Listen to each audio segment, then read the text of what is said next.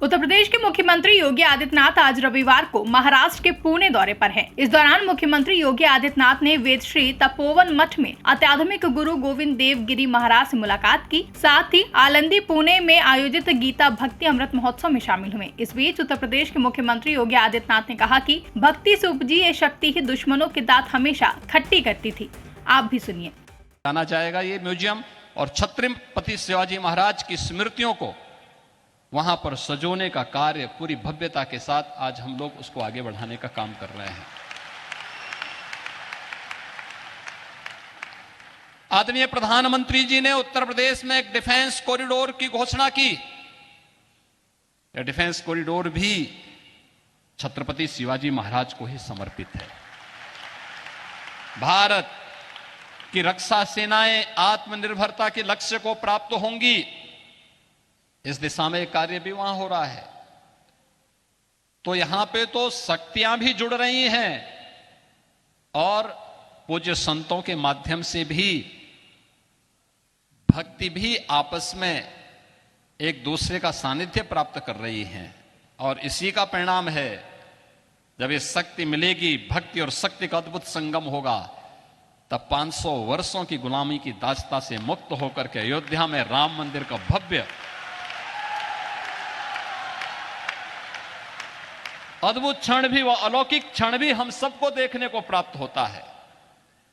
हमारे पूज्य संतजन मंच पर भी बैठे हैं, सामने भी बैठे हैं। इनके सानिध्य में प्रधानमंत्री मोदी जी के कर कमलों से, उनके परम पुरुषार्थ से 22 जनवरी 2024 की जो तिथि हम सबको अयोध्या धाम में देखने को मिली थी, अद्भुत है।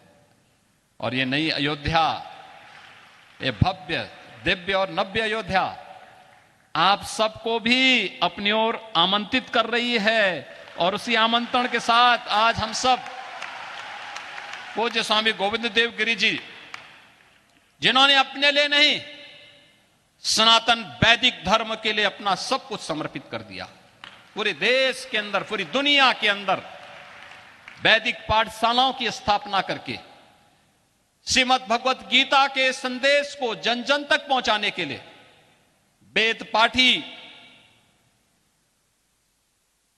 एक लंबी परंपरा को देश को दे करके यह देश वेदों का मार्गदर्शन प्राप्त करेगा। जो कार्य मध्यकाल में समर्थ गुरु रामदास जी ने छत्रपति शिवाजी महाराज का मार्गदर्शन करके किया था, वह काम आज गोविंद देव गिरी जी के सानिध्य में इस महाराष्ट्र के अंदर, देश के अंदर, दुनिया के अंदर हर सनातन धर्मावलंबी के मन में इस भाव को पैदा करने के लिए उनके सानिध्य में निरंतर चल रहा है। और इस अवसर पर मैं उनके जीवन के 75 वर्ष पूर्ण होने के इस अवसर पर, जब 75वें वर्ष में प्रवेश करने पर, गीता भक्ति अमृत महोत्सव के इस आयोजन के अवसर पर उनके प्रति हृदय से उनका अभिनंदन करता हूं। ज्ञानेश्वर जी महाराज से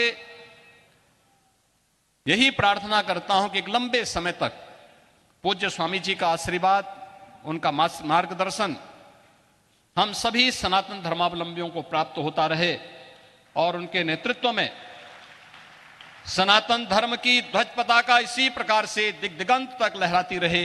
इस विश्वास के साथ आप सबके प्रति भी मैं इस गीता भक्ति अमृत महोत्सव के अवसर पर अपनी हृदय से इस भव्य आयोजन के लिए बधाई देता हूं, आयोजकों के प्रति अपनी शुभकामनाएं देता हूं और आप सबको अयोध्या के लिए भी सादर आमंत्रित करते हुए अपनी वाणी को विराम देता हूं। जय जय Sitaram. Bureau report, India public खबर। फिलहाल के लिए इस खबर में बस इतना ही। देश और दुनिया की ऐसी ही तमाम बड़ी खबरों के लिए हमारे YouTube चैनल को सब्सक्राइब करें और बने रहें इंडिया पब्लिक खबर के साथ।